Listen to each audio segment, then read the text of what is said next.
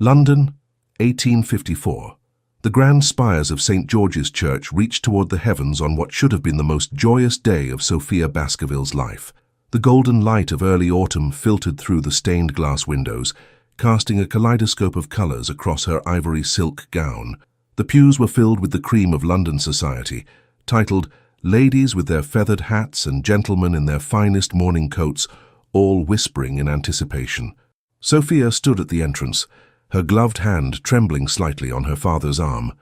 Lord William Baskerville, a respected member of Parliament and descendant of one of England's oldest families, gazed down at his daughter with unmistakable pride.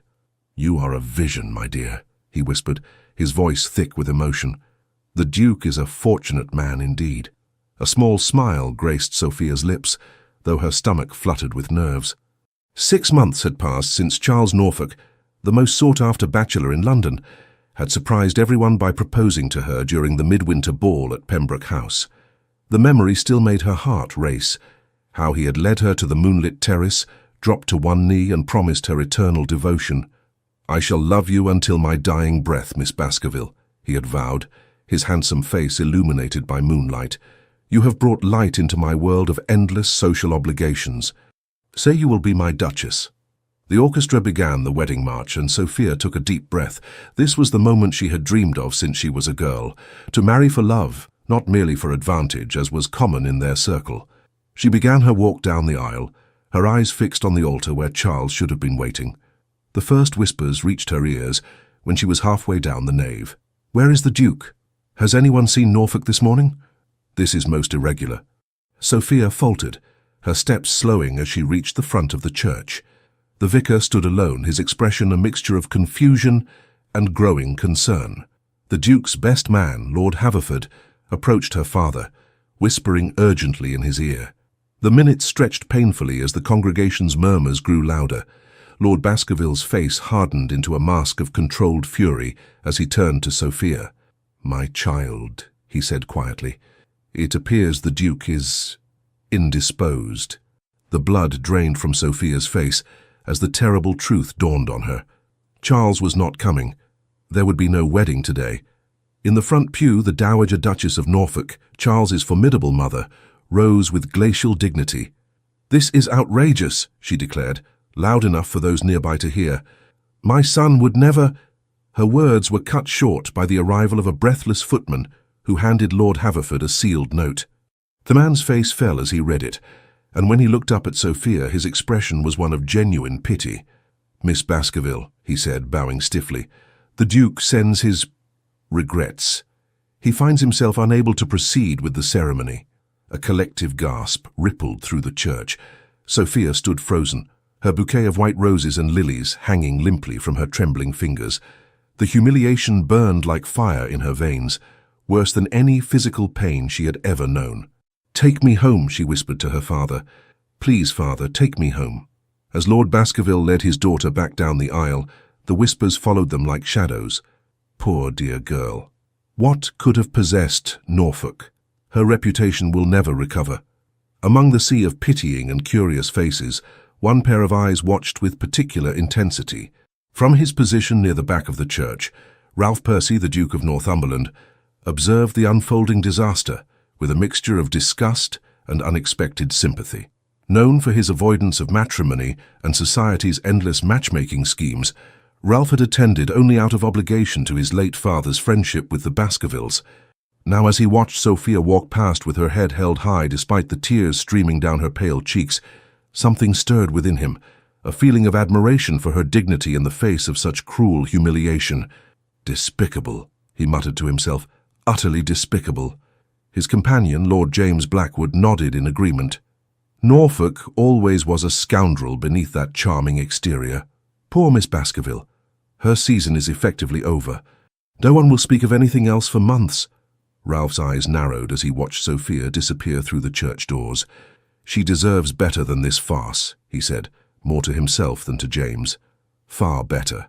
Little did he know how prophetic those words would prove to be. The weeks following the wedding disaster were a blur of pain and isolation for Sophia. Confined to her family's townhouse on Berkeley Square, she retreated into herself, refusing all visitors save her dearest friend Elizabeth Caldwell. You cannot hide forever, Sophia, Elizabeth insisted one grey afternoon as they sat in the drawing room. The gossip will eventually die down if you face it with your head high.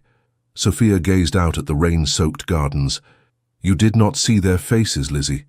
The pity, the morbid curiosity, even satisfaction from those whose daughters had been passed over by Charles. She spoke his name with difficulty, as if the very sound of it caused her pain. Then show them you are not defeated, Elizabeth urged, taking her friend's cold hands. The Harrington ball is next week. Come with me. Show society that Sophia Baskerville is more than a jilted bride. The mere thought made Sophia's stomach clench with anxiety, but she recognized the wisdom in her friend's words. She could not hide forever. Perhaps you are right, she conceded. Though I shall need a new gown, I refuse to wear anything he ever complimented. Elizabeth smiled. That's my brave girl. We shall visit Madame Laurent tomorrow. Meanwhile, across London at White's Gentlemen's Club, Ralph Percy sat in a leather armchair, a glass of brandy in his hand, as he half listened to the conversation flowing around him. I heard Norfolk has fled to his estate in Yorkshire, Lord Haverford was saying. Apparently he wrote to his mother claiming a sudden crisis of conscience, said he realized he could not make Miss Baskerville happy. Conscience? Ralph scoffed, breaking his silence. The man doesn't possess such a thing. More likely he found a wealthier prospect, or tired of the chase once she accepted his proposal. The men exchanged uncomfortable glances. Ralph Percy was not known for strong opinions on matters of romance or society scandals. His sudden interest caught them off guard. You seem unusually concerned with this affair, Northumberland, observed Lord Blackwood with curiosity. I don't recall you ever taking much interest in Norfolk before. Ralph swirled the amber liquid in his glass. I despise cowardice, that's all. If a man gives his word, he should honor it. Norfolk has dishonored himself and needlessly destroyed a young woman's reputation in the process. The conversation shifted to politics and hunting, but Ralph remained distracted. The image of Sophia Baskerville's dignified exit from the church haunted him. In that moment of terrible vulnerability, he had glimpsed something rare in London society, genuine emotion amid the carefully constructed facades of propriety. It intrigued him more than he cared to admit. The Harrington ball was in full swing when Sophia entered on her father's arm. The grand ballroom of Harrington House glowed with the light of 1,000 candles, illuminating the cream of London society in their finery. For a heartbeat, the music seemed to falter, and heads turned as whispers rippled through the crowd. There she is! The jilted Baskerville girl! How brave to show her face so soon! Sophia felt her resolve waver, but then straightened her spine, lifting her chin slightly. She wore a gown of deep sapphire blue. A bold choice that Madame Laurent had assured her brought out the striking color of her grey-blue eyes and complemented her chestnut hair. It was a departure from the pastels expected of young ladies, but Sophia was no longer concerned with meeting society's expectations. Remember, you are a Baskerville, her father murmured. We do not bend, we do not break. They made their way through the crowd, acknowledging acquaintances with polite nods. Some turned away awkwardly, but others, particularly the older matrons who had weathered their own scandals in years past, greeted her with genuine warmth. Lady Harrington, their hostess, took both of Sophia's hands in hers. My dear Miss Baskerville, how delightful to see you. You look absolutely radiant this evening. Thank you for your kindness, Lady Harrington, Sophia replied, grateful for the woman's tact. Across the ballroom, Ralph Percy stood with his usual air of detached boredom, half listening to a discussion about the Crimean conflict. The arrival of Sophia Baskerville, however, commanded his full attention. He had expected her to remain in seclusion for months, yet here she was, facing the very society that had witnessed her humiliation. I must say, Miss Baskerville shows remarkable courage, observed Lord James Blackwood, following Ralph's gaze. Most young ladies would have retreated to the country indefinitely after such an incident. Ralph nodded, studying her from a distance. The sapphire gown was a statement in itself, not the attire of a woman defeated by scandal, but one determined to define herself on her own terms. Perhaps Norfolk did her a favor, Ralph murmured. She appears far too interesting for such a shallow fool. James raised an eyebrow. My word, Percy, I do believe you're developing an admiration for the lady. Should I alert the matchmaking mammas that the notorious bachelor Duke of Northumberland has finally shown interest in a prospect? Ralph shot his friend a warning glance. Don't be absurd. I merely respect resilience when I see it. The evening progressed, and Sophia found herself surrounded by a protective circle of friends. Elizabeth hovered nearby, deflecting intrusive questions with practiced grace. Even Lord Blackwood, whom Sophia knew only by reputation, approached to engage her father in conversation, providing a welcome distraction from the curious stares. When the orchestra began a waltz, the dance floor cleared as couples formed. Sophia prepared to retreat to the sidelines, having no expectation of being asked to dance. Miss Baskerville, the deep voice, startled her. She turned to find the Duke of Northumberland standing before her, tall and imposing in his immaculate evening clothes. Unlike most of the gentlemen present, who affected an almost feminine delicacy in their attire, Ralph Percy's appearance was one of austere elegance, his clothes impeccably tailored but without ostentation. "Your Grace," she replied with a curtsy, surprised by his approach. She knew him by reputation, wealthy, intelligent, and notoriously disinterested in marriage. They had been introduced once at a literary salon, but had exchanged barely more than pleasantries. "Would you honor me with this dance?" he asked, his expression serious, almost severe. His eyes, a striking shade of green that contrasted sharply with his dark hair, held hers steadily. The ballroom seemed to hold its collective breath. For the Duke of Northumberland to single out the jilted Miss Baskerville for a waltz was unexpected, to say the least. "I would be delighted, Your Grace," she answered, taking his offered hand. As they moved onto the dance floor, Sophia was acutely aware of the whispers following them. Ralph's hand at her waist was firm, but respectful, his movements assured as he guided her through the waltz. "You dance well, Miss Baskerville," he observed, "as do you, Your Grace, though I confess I'm somewhat surprised by your invitation. You're not known for your enthusiasm for dancing." A hint of a smile touched his lips. "I dance when the partner interests me. And what makes me interesting, Your Grace? My recent notoriety, perhaps?" There was a sharp edge to her question. Ralph's eyes narrowed slightly. "No, Miss Baskerville. Your dignity despite it." The directness of his response caught her off guard. Most gentlemen would have offered empty platitudes or awkward sympathy. "Forgive me," she said softly. "That was ungracious. No apology needed. You have every right to be wary." He guided her through a turn with effortless grace. London society can be merciless, particularly to those who least deserve its cruelty. "You speak as though you've experienced such cruelty yourself, Your Grace." A shadow passed across his features. "Let's just say I understand what it is to be the subject of speculation and judgment." They danced in silence for several moments, moving in perfect harmony despite never having partnered before. Sophia found herself relaxing into the dance, appreciating the solid presence of the Duke, so different from Charles's flashy charm. "May I speak plainly, Miss Baskerville?" Ralph asked as the waltz neared its conclusion. "I would prefer it, Your Grace. Norfolk is a fool who didn't deserve your hand. You have conducted yourself with remarkable grace in the face of unwarranted humiliation. And while I have no doubt you'll receive numerous invitations to dance after this evening, I would be honored if you would save the supper dance for me." Sophia studied his face, searching for signs of pity or, worse, the predatory interest she'd detected in some gentleman who clearly viewed her as damaged goods and therefore an easy conquest. She found neither, only a straightforward respect that was refreshingly honest. "The supper dance is yours, Your Grace," she said as the music ended. As Ralph escorted her back to Elizabeth and her father, the whispers around them took on a different tone. By tomorrow, all of London would be talking not of Sophia Baskerville's humiliation, but of her apparent conquest of the elusive Duke of Northumberland. Neither Sophia nor Ralph paid them any mind. True to Sophia's prediction, her dance with the Duke became the talk of London.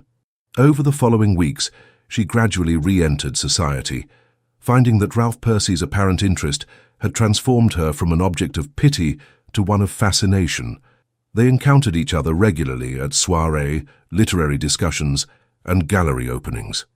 Unlike Charles, who had overwhelmed her with flamboyant gestures and public declarations, Ralph's attention was subtle but consistent. He sought her out for conversations about books she had mentioned enjoying, remembered her opinions on matters ranging from poetry to politics, and seemed genuinely interested in her thoughts. "He's quite taken with you," Elizabeth observed one afternoon as they browsed in Hatchard's bookshop. The Duke, I mean. Sophia ran her fingers along the spine of a volume of Tennyson's poems. I think he merely feels sorry for me, Lizzie. Nonsense. Ralph Percy doesn't do anything out of mere pity.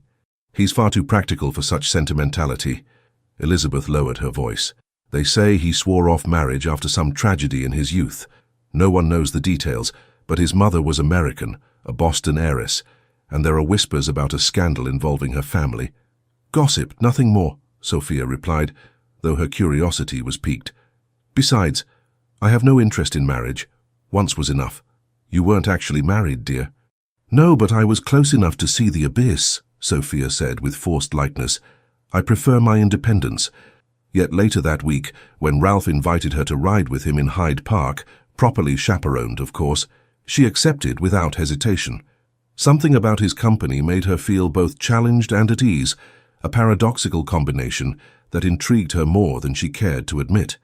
They rode side by side, Sophia's lady's maid following at a discreet distance. The autumn air was crisp, and the park was alive with colour as the leaves began to turn.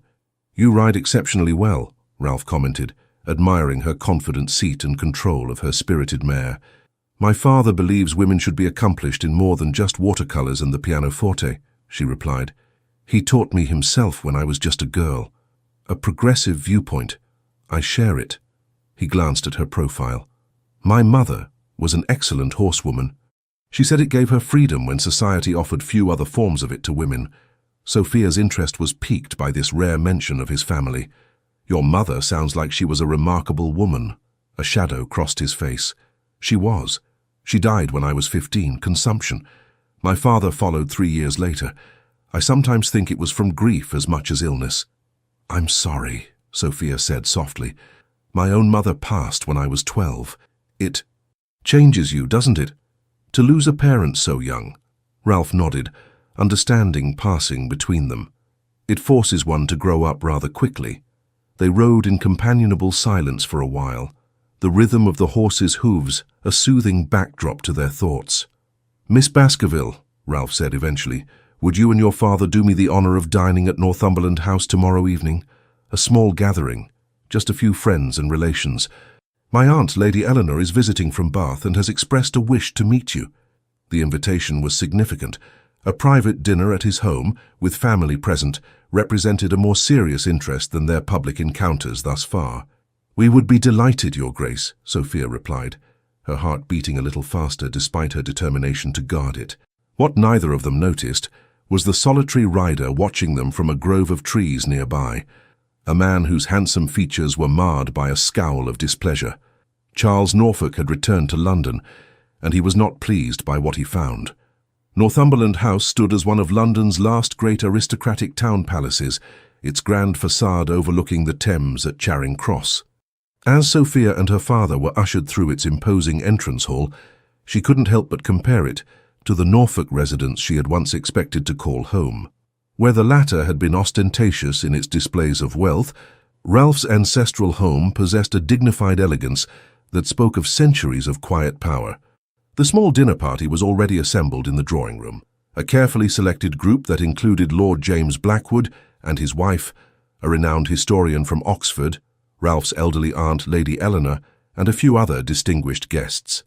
Sophia noted with relief that there was not a single notorious gossip among them. Ralph came forward to greet them, looking more relaxed than she had ever seen him in the familiar surroundings of his own home. Miss Baskerville, Lord Baskerville, welcome to Northumberland House, he said, his usually stern features softening into a genuine smile. Lady Eleanor Percy, a diminutive woman with shrewd eyes that missed nothing, approached with the aid of an ebony cane. So this is the young lady who has managed to lure my nephew out of his self-imposed isolation, she declared, examining Sophia with undisguised curiosity. Aunt Eleanor, please, Ralph murmured, a hint of embarrassment colouring his tone. Nonsense, boy. At my age one hasn't time for social niceties. She turned back to Sophia. He's been positively hermit-like these past years, buried in his books and business affairs, shunning every eligible young lady. Most unlike his father, Henry was the most sought-after bachelor of his day before he met Ralph's mother. It's a pleasure to meet you, Lady Eleanor, Sophia replied, charmed by the old woman's forthright manner. though I should clarify that His Grace and I are merely friends." Lady Eleanor said, clearly unconvinced. "Well, come sit by me at dinner, my dear. I want to hear all about your interests. Ralph mentioned you're quite the reader." The evening progressed pleasantly, with conversation flowing easily across topics from literature and art to the ongoing war in Crimea. Sophia found herself seated between Lady Eleanor and the Oxford historian, engaging in a lively discussion about the poetry of Elizabeth Barrett Browning. From his position at the head of the table, Ralph observed Sophia with growing admiration. She held her own in every conversation, her intelligence and wit shining through without artifice. Unlike so many society women who simpered and agreed with whatever opinion was expressed by the highest-ranking gentleman present, Sophia spoke her mind with refreshing honesty. "Your Miss Baskerville is quite the scholar," Lady Eleanor commented later, as the ladies withdrew to the drawing-room, leaving the gentlemen to their port. "And she has spirit, a necessary quality for a Percy bride." "Aunt Eleanor," Ralph warned, "you're getting ahead of yourself. Miss Baskerville has only recently endured a significant disappointment. She needs friendship, not premature speculation about her future." Lady Eleanor patted his hand. "Nephew, at my age, one develops an instinct for these matters. That young lady is precisely what you need. Someone who challenges you, who doesn't worship at the altar of your dukedom." Ralph couldn't entirely disagree, though he was reluctant to admit it even to himself. Over the past weeks, Sophia had become increasingly important to him. He found himself seeking her company, valuing her opinions, admiring her resilience. Yet he hesitated to name the growing feeling as anything more than respect and friendship. After all, she had been publicly abandoned by the man she loved. Her heart was surely still engaged elsewhere, whatever brave face she presented to the world. The following week brought the first snow of the season, blanketing London in pristine white. Sophia stood at the window of her father's study, watching the snowflakes swirl in the lamplight, when the butler announced an unexpected visitor. "The Duke of Norfolk, my lord, my lady." Sophia froze, her hands gripping the windowsill as she turned slowly to face the door. Charles Norfolk strode into the room with the same easy confidence she remembered, as though the past months of pain and scandal had never happened. He was as handsome as ever in his fashionable attire, golden hair gleaming in the firelight. "Miss Baskerville, Lord Baskerville," he said, bowing slightly. "I thank you for receiving me." Lord Baskerville's face was like stone. "I received you only to inform you personally that you are no longer welcome in this house, Norfolk. Your actions toward my daughter were unconscionable." Charles had the grace to look discomforted. "That is precisely why I have come, sir, to make amends, to explain." "There can be no explanation sufficient for abandoning a lady at the altar," Lord Baskerville said coldly. "Father," Sophia interrupted, her voice steady despite her racing heart. "I would hear what the Duke has to say." After a moment's hesitation, Lord Baskerville nodded stiffly. "Very well, you have 5 minutes, Norfolk, then I must ask you to leave." Charles approached Sophia, his blue eyes filled with apparent remorse. "Sophia, Miss Baskerville, I cannot begin to express my regret for the pain I caused you. My actions were inexcusable." "Yes, they were," she agreed calmly. "Why have you returned, Your Grace?" He seemed taken aback by her composure. Perhaps he had expected tears, hysteria, or even joy at his return. Instead, she regarded him with the cool detachment one might show a stranger. "I've come to explain myself, and to ask, hope, really, that you might find it in your heart to forgive me." He glanced at Lord Baskerville, then back to Sophia. "Might we speak privately?" "Absolutely not," her father declared. "It's all right, father," Sophia said. "We can speak in the drawing-room. The door shall remain open." In the drawing-room, Charles paced before the fireplace, while Sophia sat rigidly on a settee, maintaining as much distance between them as propriety allowed. "I was a coward," he began. "The night before our wedding I was overcome with a terrible fear, not of you, never of you, but of failing as a husband. My father, as you know, was not a faithful man. My mother suffered greatly because of it. I began to fear I might inherit his worst qualities." "So you decided to spare me by publicly humiliating me?" Sophia asked, her voice cool. "How noble." Charles winced. "I deserve your anger. What I did was unforgivable. But Sophia, being away from you these months, has shown me what a terrible mistake I made. I've never ceased loving you. How convenient that you've realized this just as I've begun to rebuild my life, she observed. I assume you've heard of my friendship with the Duke of Northumberland? A flash of something, jealousy, irritation, crossed Charles's face before he masked it. I have. People talk of little else. But surely you cannot be serious about Percy. He's known to be cold, antisocial, nothing like the man who could make you happy. And you presume to know what would make me happy after abandoning me on what should have been the happiest day of my life? Sophia rose, anger finally breaking through her calm facade. Your Grace, you forfeited any right to an opinion on my happiness when you failed to appear at St. George's. Sophia, please. Charles moved closer, his voice dropping to the persuasive tone she once found irresistible. What we had was real. I made a terrible mistake, but we can begin again. I still love you. I believe you still love me too. For a moment, Sophia felt a flicker of her old feelings, the infatuation that had once consumed her, the dreams she had built around a future with Charles. But it was like looking at a faded portrait, the colors no longer vivid, the details blurred by time and pain. No, Charles, she said, using his Christian name for the first and last time. I don't love you anymore. Perhaps I never truly did. I was in love with the idea of you, the charming, devoted suitor who seemed to adore me. But that man never really existed, did he? Charles stared at her, genuine surprise in his eyes.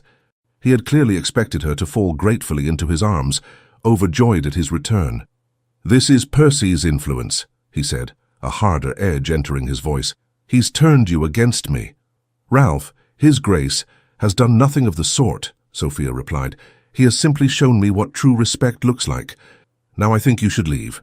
Charles's handsome face hardened. This isn't over, Sophia. Percy doesn't love you. He's incapable of it. Everyone knows he swore off marriage after his American mother's family scandal. He's merely using you to rehabilitate his own reputation as a recluse. Leave, Your Grace, Sophia repeated, refusing to let his words affect her, and please do not call again. As he departed, Sophia returned to the window, watching as Charles's carriage pulled away into the swirling snow. She felt oddly hollow, not devastated as she might once have expected, but unsettled by his accusations about Ralph. What did she really know about the Duke of Northumberland's past? Why had he really taken an interest in her? And most troubling of all, why did the thought that he might not truly care for her cause such an ache in her heart? The annual midwinter ball at Lady Catherine Howard's estate provided the perfect backdrop for the drama unfolding in London's high society. Held in her sprawling country house just outside London, it was the last major social event before many families departed for their country estates for Christmas. Sophia arrived with her father and Elizabeth, her nerves on edge. She had not seen Ralph since Charles's unexpected visit, having sent her apologies for a musical evening at Northumberland House, claiming a headache. In truth, she had needed time to sort through her confused feelings. The ballroom was transformed into a winter wonderland, with evergreen boughs and white flowers adorning every surface, crystal chandeliers casting a magical glow over the proceedings. Sophia wore a gown of deep burgundy velvet, another bold choice that set her apart from the pastel-clad debutantes. She spotted Ralph immediately upon entering, his tall figure impossible to miss as he conversed with Lord Blackwood.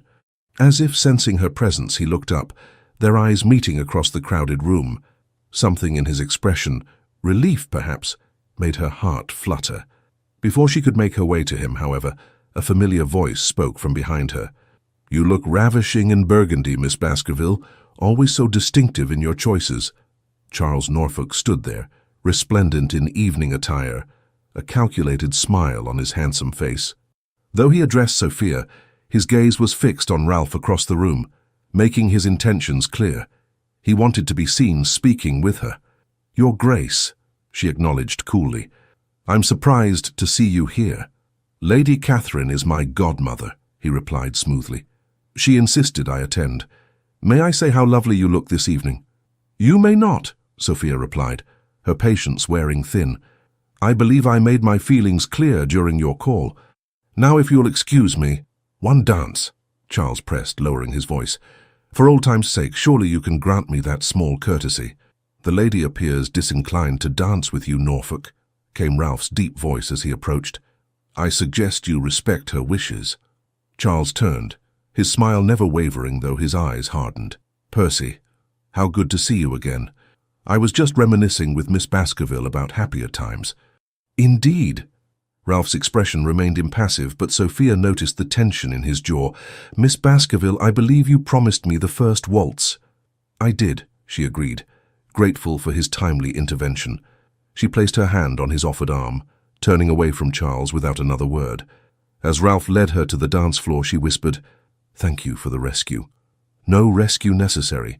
You seem to be handling him admirably," he replied. "Though I confess I've been looking for an excuse to speak with you. You've been avoiding me this past week."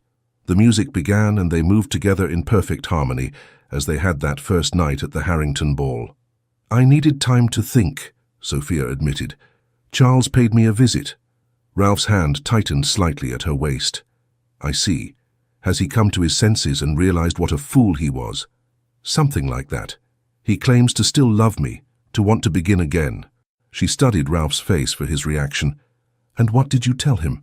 His voice was carefully neutral, but something flickered in his eyes. "That I no longer love him, that perhaps I never truly did." The waltz took them through a turn, bringing them momentarily closer together. "A wise assessment," Ralph said softly. "Is it? I'm beginning to wonder if I understand anything about love at all." Sophia gathered her courage. "Ralph, forgive me, Your Grace." "Ralph, please," he interrupted. "After all these weeks, I think we've earned the right to some informality, at least in private." "Ralph," she began again, the name unfamiliar but pleasing on her tongue, "what is this between us? You seek my company. You've introduced me to your family. You defend me against Charles. Yet I feel there's something you're holding back." The music swelled around them as Ralph guided her through another turn, his expression troubled. "You're right," he said finally. "There is something. A history that makes me as cautious."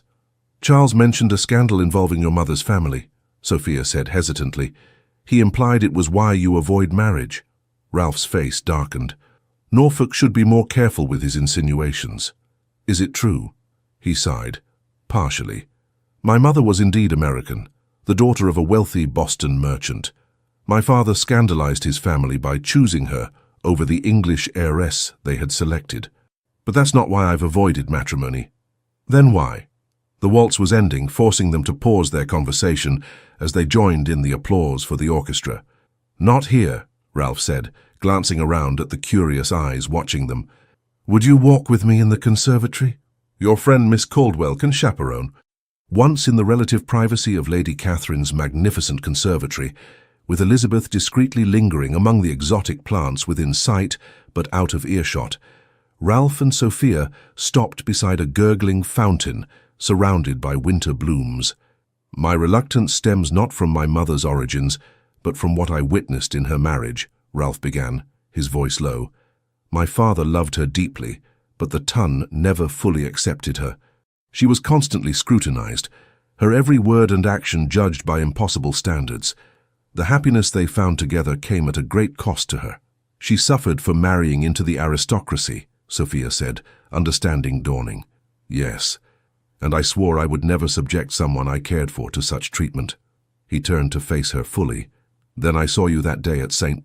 George's walking back down the aisle with your head held high despite your broken heart, and I recognized something in you, a strength like hers." Sophia's heart quickened. "And that's why you approached me at the Harrington Ball?" "Initially, yes. I admired your courage. I wanted to show those vultures that you had allies." A smile softened his features. "But then I came to know you, your mind, your spirit, your genuine goodness, and admiration became something far deeper." "Ralph," she whispered, hardly daring to believe what he seemed to be saying. "I care for you, Sophia," he said simply, "more than I've ever cared for anyone, but I've hesitated to speak because of your recent heartbreak, and because I feared you might still love Norfolk." "Ralph, I need to know, what do you want from me? You appear in my life, you show concern for my well-being, you disappear, then reappear. Do you truly care for me?" Ralph's expression softened in the dim light of the conservatory. For the first time, Sophia saw vulnerability in his usually composed features. "Sophia," he said, her name almost a caress on his lips, "the truth is that I have been fighting against my feelings for you since that first dance. I told myself it was merely concern, then friendship, then admiration, but I can no longer deny the truth, even to myself. He took her gloved hands in his touch gentle yet sure. What do I want from you? Nothing. And everything. I love you. I have loved you, I believe, since I saw your dignity in the face of humiliation. Everything I've learned about you since has only deepened that feeling. Sophia's breath caught in her throat. Then why keep your distance? Why the hesitation? Because I feared you could not possibly return my feelings so soon after Norfolk's betrayal. Because I did not wish to be merely a replacement, a consolation prize. His eyes searched hers. And because loving someone means wanting their happiness above all else, even if that happiness doesn't include me. Tears pricked at Sophia's eyes, not of sadness, but of a profound relief. All this time I thought perhaps you were merely being kind, or worse, pitying me. Never pity, Ralph said firmly. Admiration, respect, and yes, love, but never pity. Sophia felt as though a weight had been lifted from her heart. The doubts that had plagued her since Charles's visit melted away in the warmth of Ralph's honest declaration. I cannot say when it happened, she confessed. Perhaps it was when you discussed Wordsworth's poetry with me for hours at Lady Fleming's literary salon, or when you remembered that I preferred lilies to roses, or when you defended that factory girl's right to fair wages at Lord Pembroke's dinner, despite everyone else's dismissal. A smile touched Ralph's lips. You notice that? I notice everything about you, she admitted. You're nothing like what society claims. They call you cold.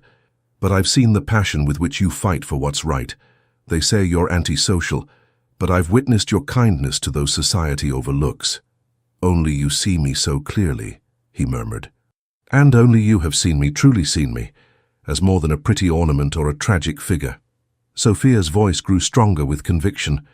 Ralph, I believe I love you too. Not as a refuge from heartbreak or a shield against scandal, but for yourself. The look of joy that transformed Ralph's usually solemn features was breathtaking. For a moment, they stood in silence, the significance of their declarations hanging in the air between them. May I call upon your father tomorrow? Ralph asked finally. To request his permission to court you properly? Yes, Sophia whispered. Though I warn you, he's grown quite protective since everything happened. As he should be, Ralph replied. I would expect no less. From across the conservatory, Elizabeth cleared her throat delicately, a reminder of her presence and the propriety they must maintain. We should return to the ballroom, Sophia said reluctantly. Ralph offered his arm. Lady Catherine will be serving supper soon. May I escort you? As they rejoined the festivities, Sophia was keenly aware of Charles watching them from across the room, his expression darkening when he observed their evident closeness. But for once she felt no lingering pain at the sight of him, only a mild pity for a man who had thrown away something precious out of cowardice. Her future, she realized with quiet certainty, lay with Ralph. The following weeks were among the happiest of Sophia's life. True to his word, Ralph called upon Lord Baskerville the day after the midwinter ball, formally requesting permission to court Sophia.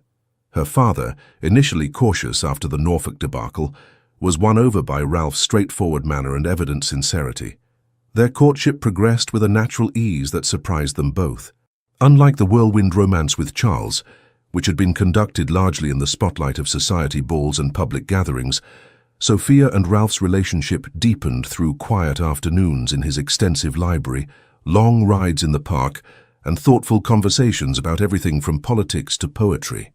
Lady Eleanor, delighted by the match, became Sophia's devoted champion, regaling her with stories of Ralph's childhood and offering insights into the sometimes complex man he had become. He built walls around his heart after his mother died, the elderly woman confided during an afternoon tea at Northumberland House. His father retreated into grief, and Ralph shouldered the responsibilities of the dukedom far too young. He learned to hide his feelings behind that stern facade. His mother must have been an extraordinary woman, Sophia said softly. Lady Eleanor nodded. She was radiant, artistic, full of life. Some adored her, others merely tolerated her out of duty. She was a woman who left no one indifferent. And in our world, my dear, that often comes at a cost. I see glimpses of the boy he must have been sometimes, Sophia replied, smiling, when he's truly excited about a new book, or when he laughs at his own jokes. Lady Eleanor patted her hand approvingly. You're good for him, my dear. I haven't seen him this happy in years." Not everyone viewed their growing attachment with such approval, however. Charles Norfolk had begun appearing with suspicious frequency at events they attended, often making a point of engaging Sophia in conversation before Ralph could intervene. "He's becoming a nuisance," Elizabeth observed after one such encounter at a gallery opening. "The way he looks at you, it's as though he believes he still has some claim on your affections." "He's simply wounded in his pride," Sophia replied, though she too was growing concerned by Charles's persistence. "He expected me to welcome him back with open arms. The fact that I've moved on, and with Ralph of all people, is a blow to his vanity." "Be careful, Sophia," Elizabeth warned. "Men like Norfolk can be dangerous when their pride is wounded." Her friend's words proved prophetic. Just days later, as Sophia left her modiste's shop on Bond Street, she found Charles waiting beside her carriage. "A word, if you please, Miss Baskerville," he said, his charming smile firmly in place, though it didn't reach his eyes. "We have nothing to discuss, Your Grace," she replied coolly, signaling to her footman. Charles stepped closer, lowering his voice. "I wonder if Percy has told you the whole truth about his past, about why he really avoids marriage." Sophia stiffened. "Whatever you're implying, I'm not interested." "No? Not even if it concerns a former fiancé?" Charles's smile turned sly. "Ask him about Lady Isabella Montague. Ask why their engagement was broken just weeks before the wedding." Before Sophia could respond, her footman intervened, and Charles stepped back, bowing with mock politeness.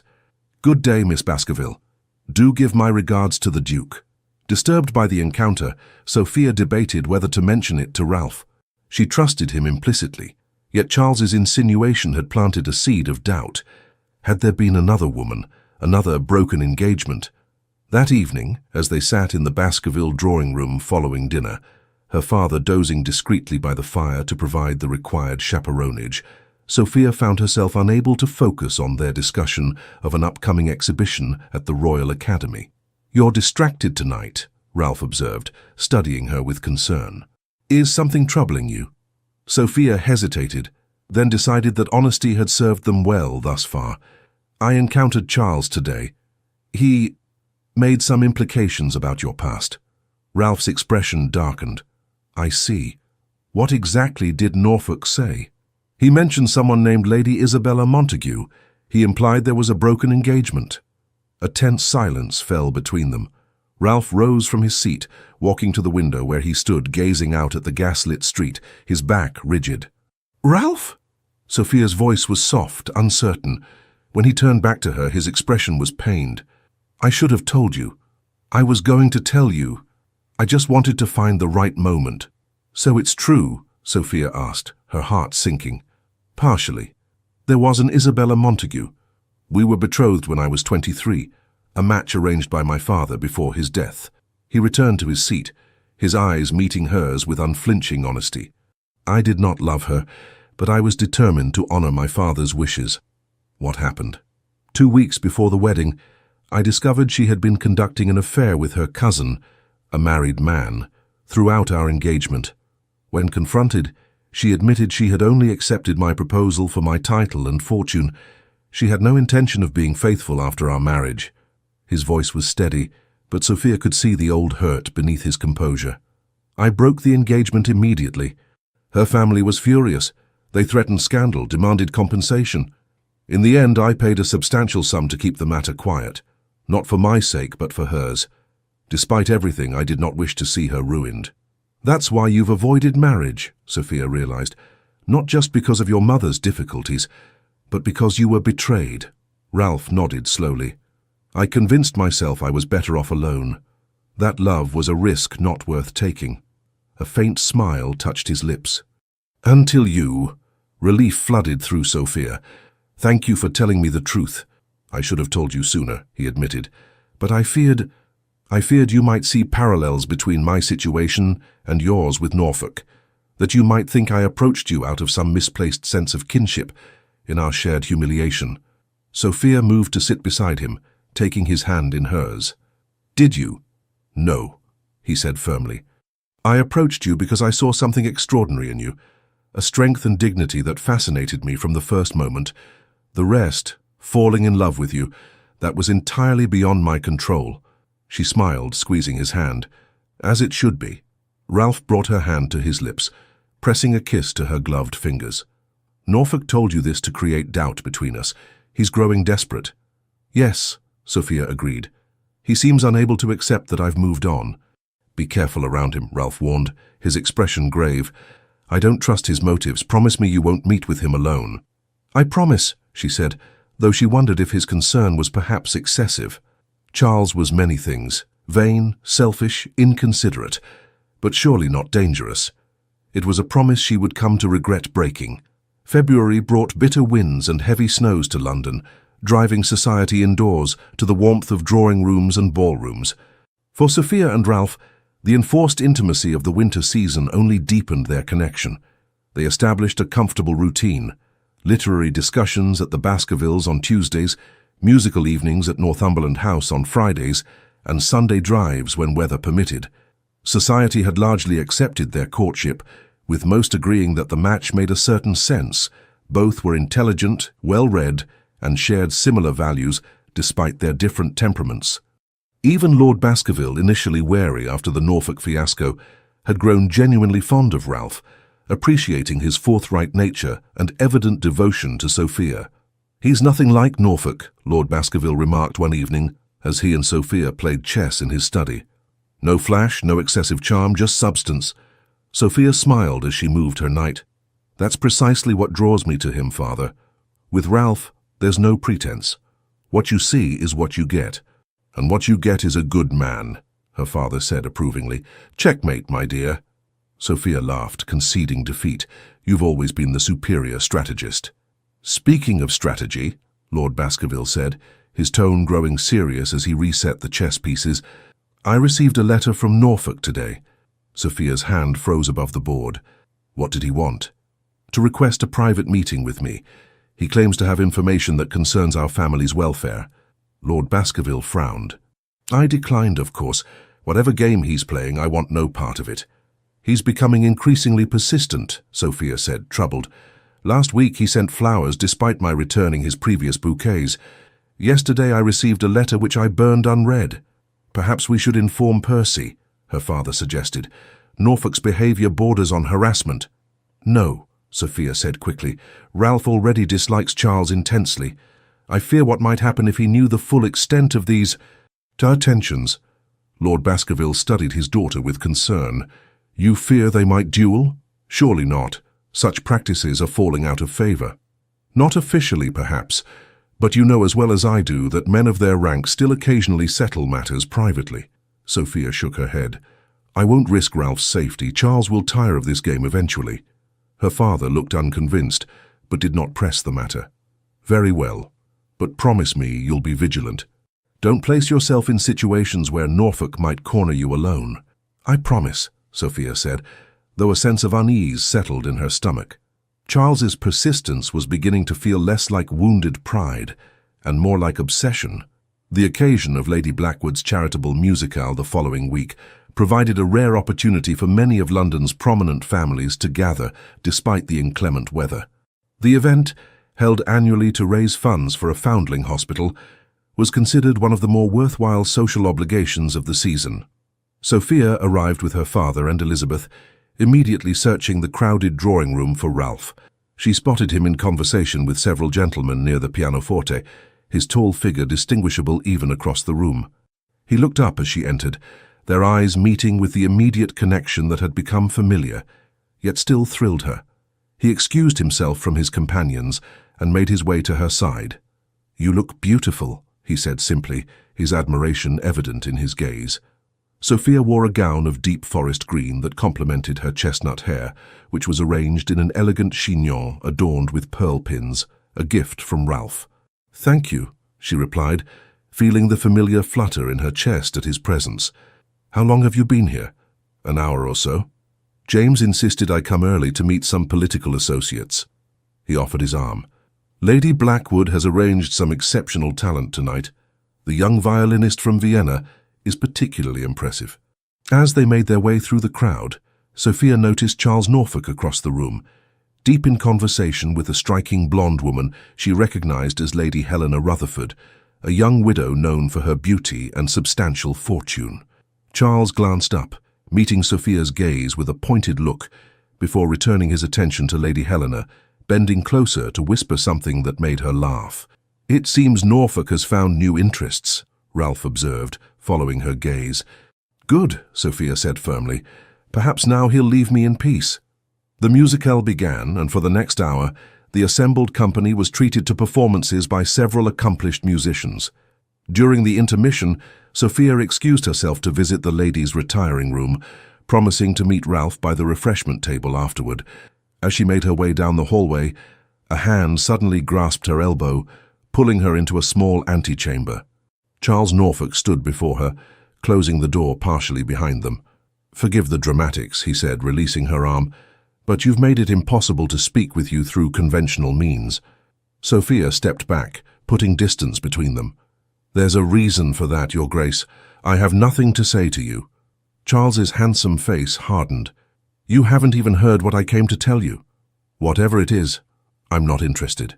Sophia moved toward the door, but Charles shifted to block her path. "It concerns Percy," he said, his voice dropping. "Information you should have before you commit yourself any further." Sophia hesitated, torn between caution and curiosity. "Say what you must, then let me pass." Charles's expression turned triumphant at having secured her attention. "Percy is not what he seems, Sophia. The story he told you about Lady Isabella Montague. A carefully constructed half-truth." "I don't believe you," Sophia said firmly, though a flicker of unease ran through her. "You should. I have it on good authority that Isabella broke the engagement, not Ralph. She discovered something about him, something that made her flee despite the scandal and financial ruin." Charles stepped closer. "Ask yourself why a man of his position, wealth and, yes, decent looks remained unmarried all these years, why he avoided society. What is he hiding?" "Nothing that concerns you," came Ralph's deep voice from the doorway, his expression thunderous as he surveyed the scene before him. "Miss Baskerville, your father is looking for you." Charles smiled, unfazed by the interruption. "Perfect timing, Percy. We were just discussing you." "So I gathered," Ralph replied coldly. "Sophia, would you excuse us for a moment?" Alarmed by the tension crackling between the two men, Sophia moved to Ralph's side. "No. Whatever needs to be said can be said in my presence." "Very well." Ralph's gaze never left Charles's face.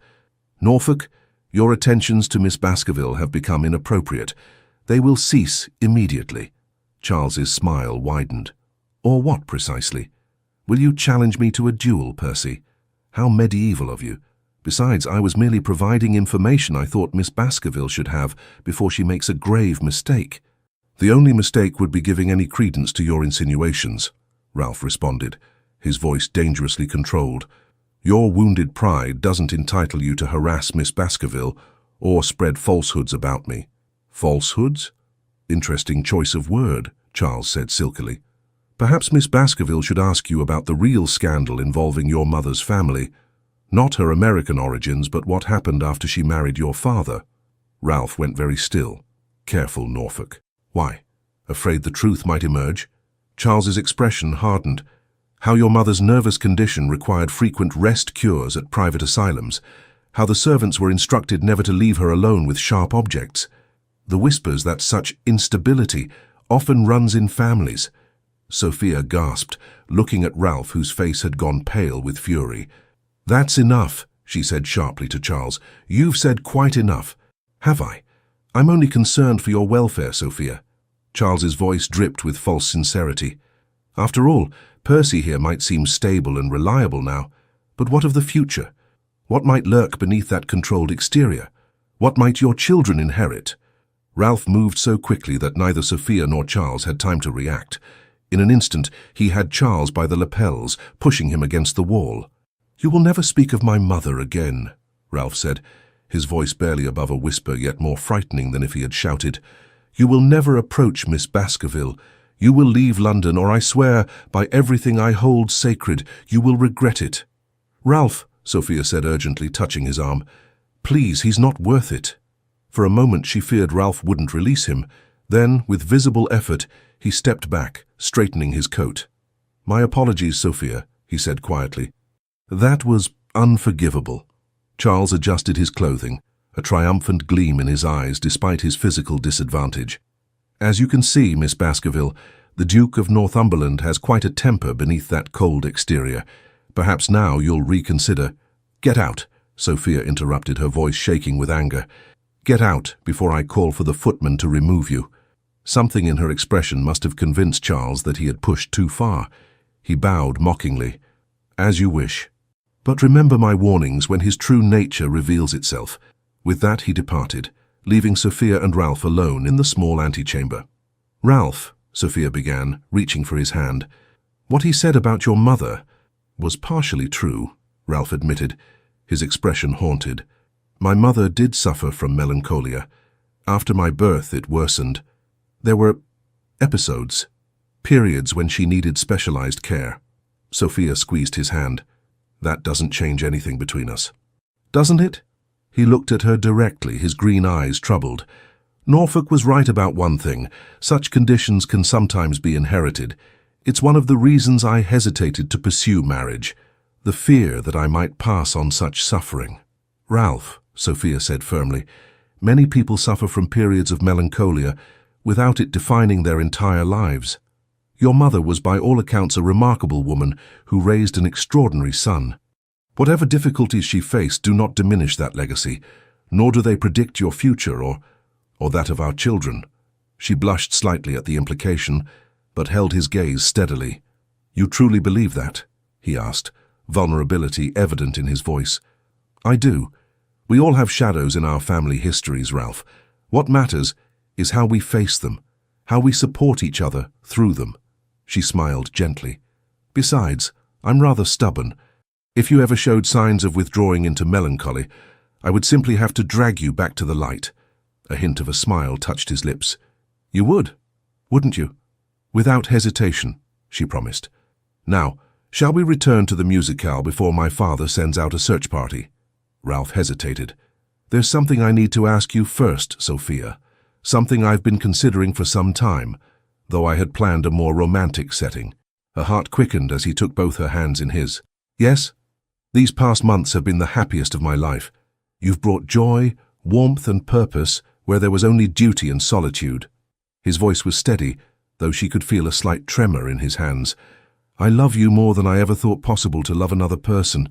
Would you do me the extraordinary honor of becoming my wife? Tears of happiness sprang to Sophia's eyes. Yes, she whispered. Yes, Ralph, I will marry you.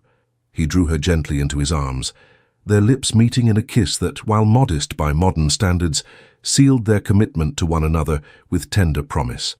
When they finally returned to the musicale, the glow of happiness surrounding them was unmistakable. Lord Baskerville, seeing their joined hands and radiant expressions, raised an eyebrow inquiringly. At Ralph's nod, a smile of genuine pleasure spread across his face. Elizabeth, ever observant, immediately embraced Sophia, whispering congratulations. Lady Eleanor, who had been in conversation with Lord Blackwood, made her way across the room with surprising speed for a woman of her years. Well, she demanded, looking between them, has my nephew finally found the courage to propose properly? Ralph laughed, a sound of pure joy that drew smiles from those nearby. I have, Aunt Eleanor, and miracle of miracles, Miss Baskerville has accepted. Of course she has, Lady Eleanor declared, embracing Sophia warmly. The girl has excellent judgment. The news spread quickly through the gathering, with well-wishers surrounding the newly engaged couple. Only one face showed displeasure. Charles Norfolk watched from across the room, his expression darkening as he observed the evident happiness of the woman he had once abandoned. The weeks following their engagement were filled with preparations and celebrations. Announcements were placed in the newspapers, congratulations poured in from friends and relations, and Sophia found herself swept up in the excitement of planning a spring wedding. This time, however, the preparations felt different. Where her engagement to Charles had been marked by grand gestures and public displays, her relationship with Ralph was characterized by quiet certainty and mutual respect. They made decisions together, from the selection of Northumberland House's East Wing as their future apartments, to the charitable donations they would make in lieu of elaborate wedding favors. One afternoon in early March, As they walked through the gardens of Kew, where the first crocuses were beginning to emerge, Ralph broached a subject that had clearly been on his mind. "Sophia," he began, "there's something I wish to discuss with you regarding our future." She smiled up at him. "That sounds rather serious." "It is, in a way." He guided her to a stone bench overlooking a small pond. "You know that as Duchess of Northumberland, you'll have considerable responsibilities, social obligations, charitable work, management of multiple households." "I'm not intimidated by hard work, Ralph," she assured him. "I know you're not. That's not my concern." He took her hands in his. "What I want to be sure of is that you'll have space for your own interests and pursuits as well. Your writing, for instance." Sophia blinked in surprise. Few people knew of her private passion for writing poetry and essays, which she had shared only with Elizabeth and, more recently, with Ralph. "You would encourage that?" she asked. "More than encourage. I insist upon it," he said with a smile. "You have a remarkable mind, Sophia. I would never want marriage to me to diminish your intellectual life or personal growth."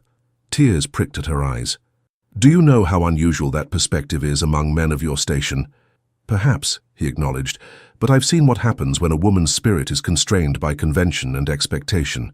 My mother was happiest when my father encouraged her painting. After she became ill, art was often her only solace." Sophia squeezed his hands. "Thank you. For understanding, for caring about what matters to me." "Always," he promised. "I want us to be partners in the truest sense, supporting each other's ambitions and interests, facing challenges together." As they continued their walk, discussing plans for a small library that would be Sophia's private writing retreat within Northumberland House, neither noticed the figure watching them from a distance, his face twisted with bitter resentment. Charles Norfolk had spent the weeks since the musical alternating between pursuing Lady Helena Rutherford in public and privately plotting ways to disrupt Sophia's happiness. The woman he had once abandoned had become an obsession, not because he truly loved her, but because her evident happiness with Ralph Percy was a constant reminder of his own miscalculation.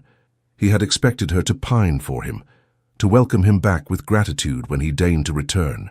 Instead, she had rebuilt her life without him, found love with a man he considered his inferior in charm and social grace, and now glowed with a contentment he had never seen during their courtship. It was intolerable. His attempts to sow doubt about Ralph's family history and mental stability had failed. His efforts to intercept their correspondence had been thwarted by vigilant servants. Even his carefully placed rumors about Ralph's supposed financial difficulties had gained no traction, given the well-known prosperity of the Percy estates. As he watched the couple from a distance, a new plan began to form, one that would require patience, but might prove more effective than his previous attempts. If he could not prevent the marriage, perhaps he could plant seeds of discord that would bloom into resentment over time. With a final glare at the oblivious couple, Charles turned and strode away, his mind working on the details of his scheme. The week before the wedding was a whirlwind of final preparations. Sophia divided her time between fittings for her wedding gown, consultations with the housekeeper at Northumberland House about her preferences for their private apartments, and treasured quiet moments with Ralph when they could steal them. They had decided on a ceremony at St. George's, a deliberate choice that Sophia had insisted upon. "I want to replace the memory of that day with a happier one," she had explained, when Ralph questioned whether the location might bring painful associations. "I want to walk down that aisle toward a future I've chosen, with my whole heart." 3 days before the wedding, Sophia was reviewing the final guest list with Elizabeth when a footman announced an unexpected visitor. "Lady Helena Rutherford, miss." Sophia and Elizabeth exchanged puzzled glances. While they were acquainted with the young widow, they were hardly intimate friends. "Show her in," Sophia instructed, curious about this unusual call. Lady Helena entered, elegant in a visiting dress of pale lavender, her golden hair arranged in fashionable ringlets beneath a feathered bonnet. Though her expression was composed, Sophia detected a certain tension in her manner. "Lady Helena, what a pleasant surprise," Sophia greeted her. "May I present my friend, Miss Elizabeth Caldwell, Elizabeth Lady Helena Rutherford." After the customary courtesies were exchanged and tea was served, Lady Helena came to the purpose of her visit. "Miss Baskerville, I find myself in the uncomfortable position of being the bearer of potentially distressing information," she began, her gloved fingers fidgeting with her teacup. Under normal circumstances, I would not interfere in another's affairs, but given your impending marriage, I felt it my moral duty to speak. Sophia's pleasant expression didn't waver, though internally she braced herself. What information is that, Lady Helena?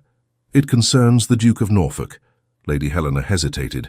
He has been attentive to me these past weeks.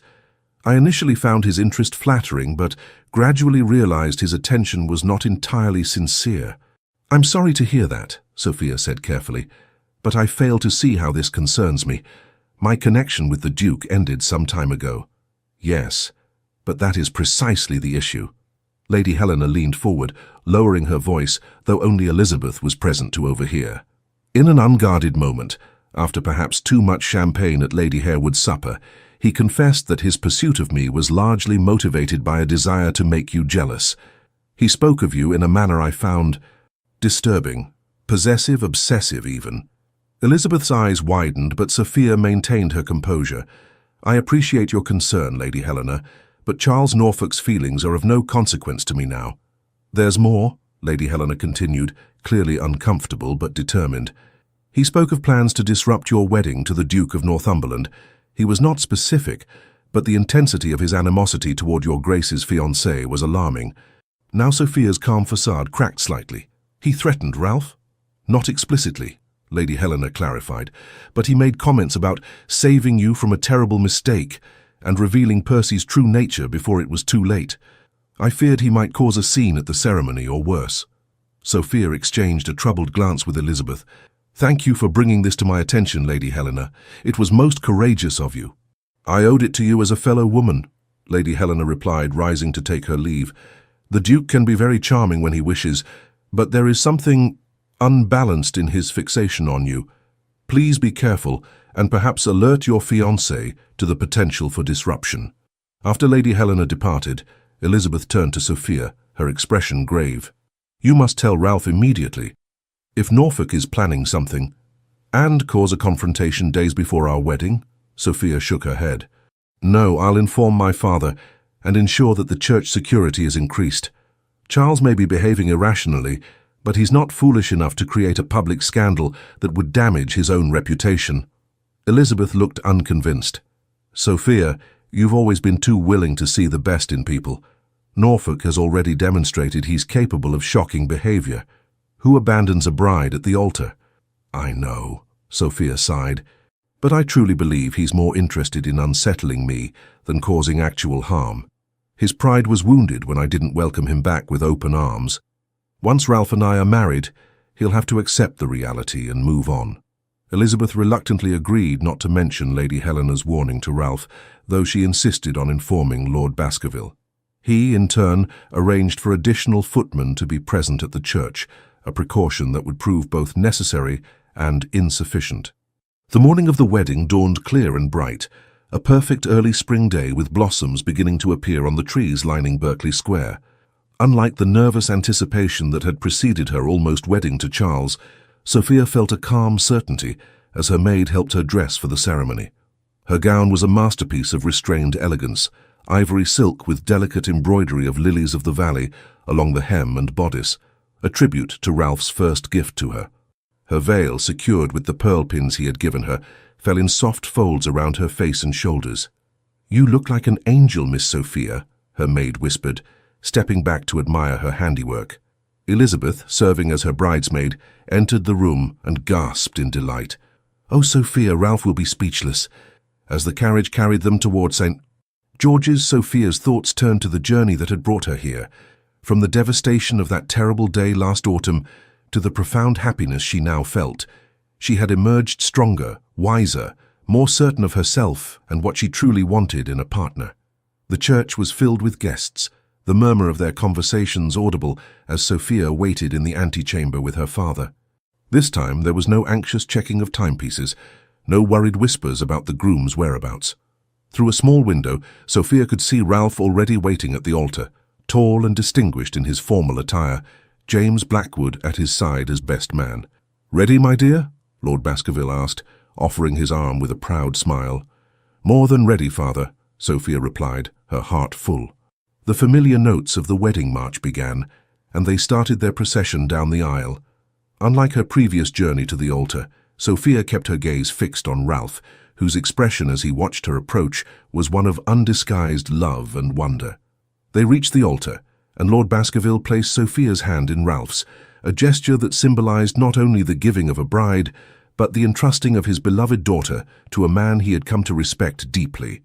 The vicar began the service, his voice solemn yet warm as he spoke the ancient words. When the time came for any objections to the union, a momentary hush fell over the congregation. It was in that silence that the church doors burst open with a bang that echoed through the nave. Charles Norfolk stood in the doorway, his appearance dishevelled, his eyes wild. "Stop this farce!" he shouted, his voice echoing through the stunned silence of the church. Ralph instinctively moved closer to Sophia, his body slightly in front of hers as if to shield her. Lord Baskerville rose from his seat in the front pew, his expression thunderous. "This woman," Charles continued, staggering slightly as he moved down the aisle, "cannot marry this man. She is promised to me."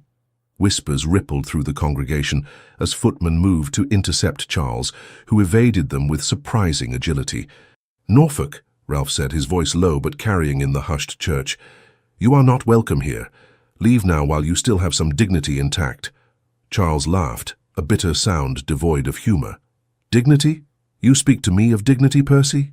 When you stole what was rightfully mine?" "I never belonged to you, Charles," Sophia said firmly, stepping forward despite Ralph's protective gesture. "I made my choice freely, both when I accepted your proposal and when I ended our connection after your abandonment."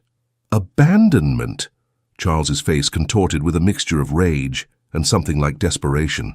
"Is that what you call it? I was protecting you."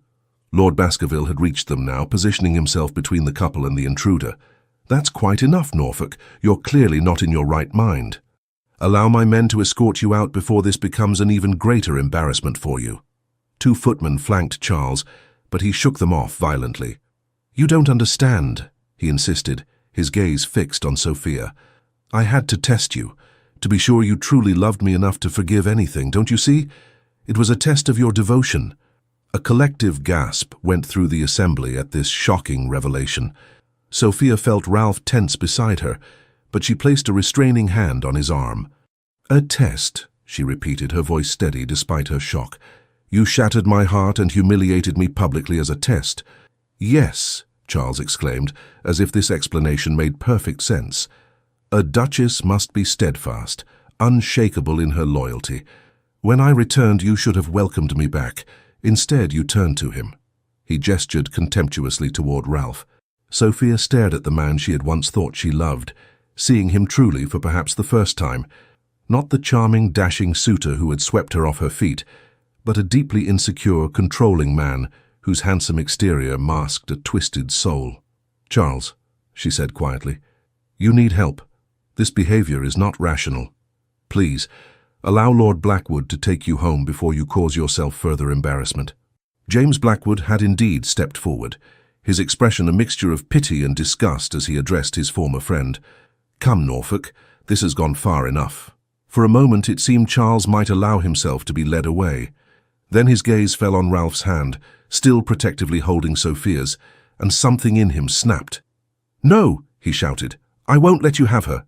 With alarming speed, he reached into his coat and pulled out a small pistol. Screams erupted from the congregation as women fainted and men moved to shield them. Ralph immediately pushed Sophia behind him, facing Charles squarely despite the weapon trained on him. "Norfolk, think about what you're doing," Ralph said calmly, though Sophia could feel the tension in every line of his body. "This isn't just a scandal anymore. It's a crime." "A crime?" Charles laughed wildly. "What about the crime of stealing another man's fiancée? What about the crime of poisoning her mind against me?" "No one poisoned my mind, Charles," Sophia said, stepping out from behind Ralph, despite his attempt to keep her protected. "Your own actions revealed your true character." "Stay back, Sophia," Ralph warned, trying to move her behind him again, but Sophia stood firm, facing the man who had caused her so much pain. "Put down the pistol, Charles. This isn't who you are. This isn't the man who quoted poetry to me in Lady Fleming's garden, who discussed politics with my father, who danced with such grace at the midwinter ball. For a heartbeat, Uncertainty flickered across Charles's face. The pistol wavered slightly. "Remember who you are," Sophia continued gently. "The Duke of Norfolk, a gentleman, a man of honor. This," she gestured to the pistol, "this is beneath you." The church was utterly silent, all eyes fixed on the tableau at the altar. Charles with his weapon, Sophia speaking with quiet dignity, Ralph tense and ready to intervene at the slightest provocation. Slowly, painfully, something like awareness returned to Charles's eyes. He looked at the pistol in his hand as if seeing it for the first time, then at the shocked faces of the assembled guests, many of whom had known him since childhood. "What have I become?" he whispered, more to himself than to anyone else. In that moment of clarity, James Blackwood moved forward and gently took the pistol from Charles's unresisting hand. Lord Baskerville signalled to the footman, who stepped forward to escort Charles from the church. As they led him away, Charles looked back once at Sophia. The wild rage had left his face, replaced by a hollow emptiness that was somehow more disturbing. "I truly did love you," he said softly, "in my own way." "I know," Sophia replied with genuine compassion. "Goodbye, Charles." The doors closed behind them, and a collective exhalation seemed to pass through the church. Ralph turned to Sophia, his eyes searching her face with concern. "Are you all right?" he asked urgently, taking her hands in his. "Yes," she assured him, her voice steady. "I'm perfectly all right." The vicar, who had remained remarkably composed throughout the ordeal, cleared his throat. "Shall we proceed with the ceremony?" Ralph looked to Sophia, leaving the decision entirely in her hands. She smiled at him, her eyes clear and certain. "Yes," she said firmly, "let us proceed." The remainder of the ceremony passed in a blur of emotion for Sophia. The traditional words took on deeper meaning after the dramatic demonstration of how fragile life and happiness could be. When Ralph placed the simple gold band on her finger, his hands were steady, his voice unwavering as he promised to love, honor, and cherish her all the days of his life. "I now pronounce you man and wife," the vicar declared at last. "Your Grace, you may kiss your bride." Ralph cupped Sophia's face with infinite tenderness, his eyes conveying all the love and commitment words could never adequately express. Their kiss, while appropriately modest for the setting, sealed a bond that had been forged through adversity and strengthened by mutual respect and genuine love. As they turned to face the congregation, now husband and wife, the applause that erupted was more than the customary polite acknowledgement. It was a celebration of triumph, of love and dignity prevailing over bitterness and obsession. The wedding breakfast at Northumberland House was a surprisingly joyful affair, despite the drama that had preceded it. Perhaps the shared experience of the disrupted ceremony had created a sense of communal relief and celebration among the guests. Whatever the reason, the elegant reception rooms rang with laughter and conversation as friends and family toasted the new Duke and Duchess. Lady Eleanor, holding court from her favourite armchair near the fire, beckoned the couple over during a brief lull in the festivities. "Well," she declared, her eyes twinkling with mischief, "you certainly know how to make an impression, my dears. I haven't attended such an exciting wedding since Lady Caroline Ponsonby married William Lamb back in '05. Ralph laughed, the tension of the morning finally easing from his shoulders. "I would have preferred a bit less excitement, Aunt Eleanor." "Nonsense. Nobody will forget this day in a hurry." She patted Sophia's hand affectionately. "You handled yourself beautifully, my dear, showed true courage and compassion. The Percy family is fortunate to welcome such a woman." "Thank you, Lady Eleanor," Sophia replied warmly, "though I believe I'm the fortunate one." As the celebration continued around them, Ralph drew Sophia into a quiet alcove overlooking the gardens, where the first daffodils were beginning to bloom. "I need to tell you something," he said, taking both her hands in his.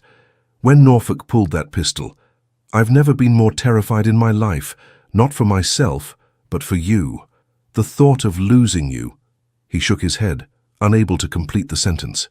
"You didn't lose me," Sophia said softly. "You won't lose me." "I know." He brought her hands to his lips, pressing a kiss to her fingers.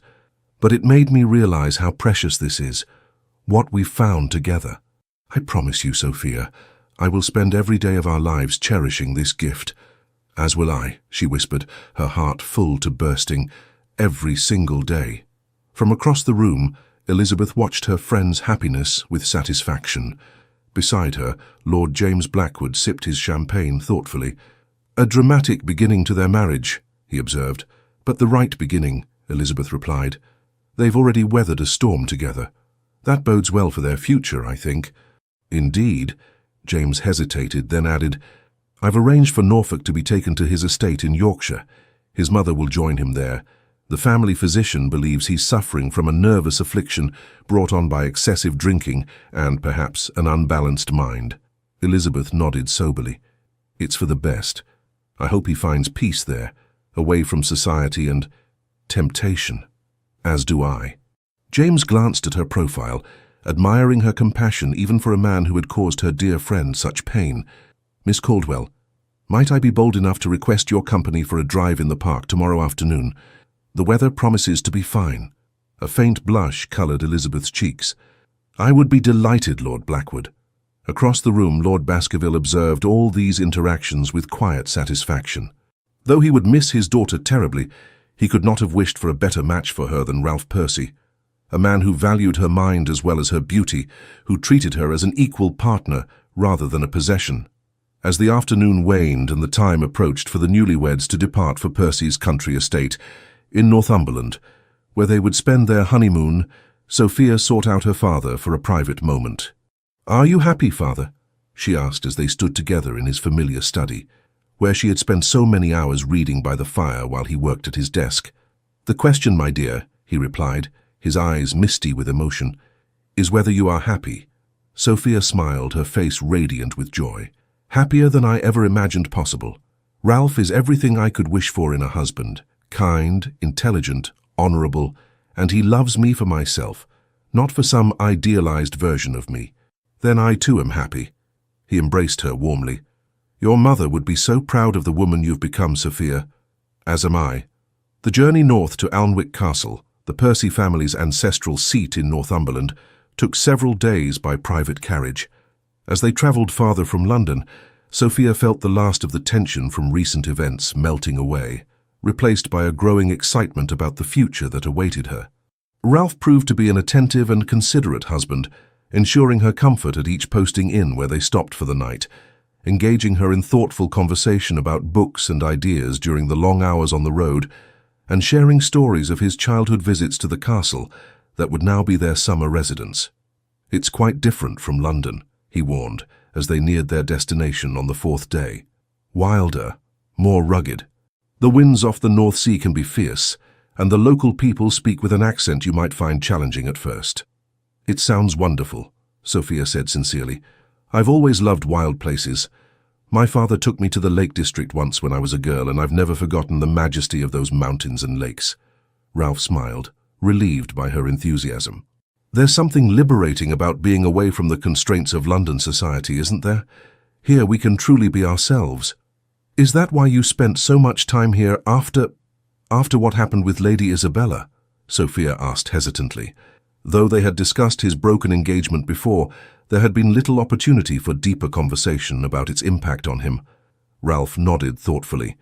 "Yes, in part. After the scandal, muted though it was by the settlement, I found London suffocating. Here, among people who had known my family for generations, I could breathe again." He took her hand, his expression earnest. "But Sophia, I want you to know, what I felt for Isabella was nothing compared to what I feel for you. She was a match arranged by my father, someone I was prepared to respect and treat honourably, but never someone who touched my heart." "And I?" Sophia asked, a smile playing at her lips.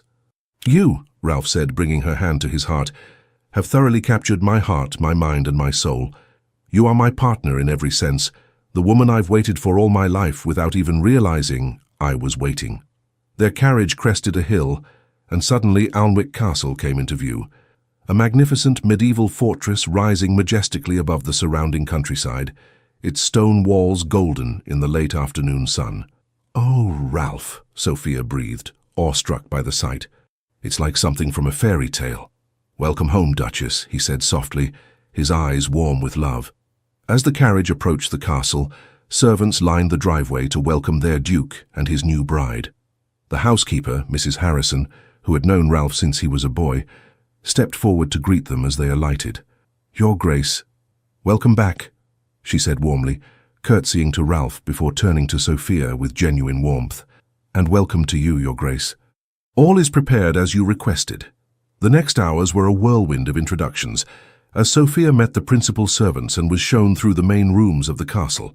Though the building was ancient, dating back to the Norman conquest, the interior had been modernized over the centuries, while retaining its historical character. "This will be your private sitting room," Ralph explained as they entered a lovely rounded chamber in one of the towers, filled with afternoon sunlight. A writing desk was positioned near the window with a magnificent view of the countryside, and bookshelves lined the walls. "I had it arranged according to your preferences. Elizabeth was most helpful in advising on your favorite colors and furniture styles." Touched by his thoughtfulness, Sophia explored the room, noting the fresh flowers on every surface and the selection of her favorite books already arranged on the shelves. "It's perfect," she said, turning to him with shining eyes. "Absolutely perfect." As evening fell, they dined privately in a small chamber adjacent to their suite. The local cook had prepared regional specialties to introduce Sophia to Northumbrian cuisine: freshly caught fish from the North Sea, lamb from the hillsides, and vegetables from the castle's own gardens. Over candlelight, they talked of their plans for the future, the improvements Ralph hoped to make to the tenant farms, Sophia's ideas for establishing a school for the workers' children, their shared dream of creating a home filled with books, music, and eventually children of their own. "Are you afraid?" Ralph asked quietly, as they touched on the subject of family. "After what I told you about my mother?" Sophia considered her answer carefully. "Not afraid, no. Aware perhaps of the possibilities. But Ralph, every family carries its own burdens and blessings. If our children inherit your intelligence, your sense of justice, your capacity for love, those gifts far outweigh any risks." He reached across the table to take her hand. "How did I become so fortunate to find a woman of such wisdom and grace?" "I believe," she said with a smile, "that we found each other precisely when we needed to.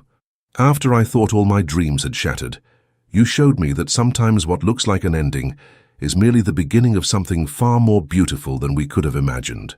Later that night, as they stood together at the window of their bedchamber, looking out at the star-filled sky above the ancient landscape, Ralph wrapped his arms around Sophia from behind, holding her close. "Are you happy, my love?" he murmured against her hair. Sophia turned in his embrace, lifting her face to his. "Completely, utterly happy," she whispered. "This is where I belong, with you." Their lips met in a kiss that held all the promise of their future together, a future built not on the shifting sands of infatuation and societal expectations, but on the solid foundation of genuine love, mutual respect, and shared values. In that moment, all the pain of the past, Charles's betrayal, the public humiliation, the months of rebuilding her shattered confidence, seemed a small price to pay for the joy she had found. Like a phoenix rising from the ashes, Sophia had emerged from her darkest hour to find a love far truer and deeper than anything she had known before. As Ralph led her to their marriage bed, she silently thanked whatever twist of fate had brought them together, the most unexpected blessing born from what had once seemed an unbearable tragedy. In the years to come, their love would only deepen as they faced life's inevitable challenges and celebrated its many joys together.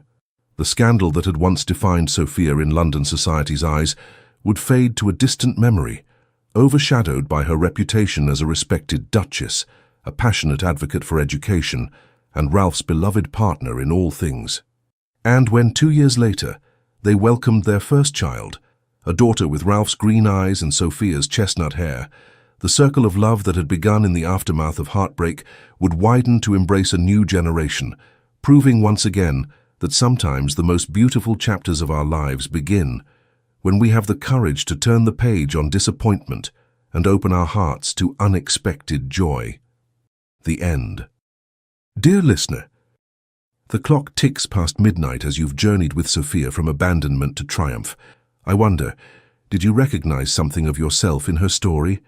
Not in the grand mansions or titled suitors, perhaps, but in that moment when she chose to walk back into St. George's Church, deliberately reclaiming the very place of her humiliation, That's the courage of the oak that has weathered 60 winters. We talk so much about the wisdom of aging, but rarely about its rebellious spirit, the quiet defiance that comes with having seen enough of life to discard others' expectations. Like Sophia, refusing the pastels expected of young ladies and choosing bold sapphire blue instead. When did you last give yourself permission to wear your own version of sapphire blue? To reclaim spaces that once hurt you? To say no to performances that drain your precious remaining years? Ralph Percy understood something many never learn, that love isn't about rescuing someone but recognizing them, not the manufactured version society demands, but the authentic soul beneath. He saw Sophia's intellect as an asset, not a liability, her previous heartbreak as depth, not damage. Tonight, as your head rests upon your pillow, consider this radical thought.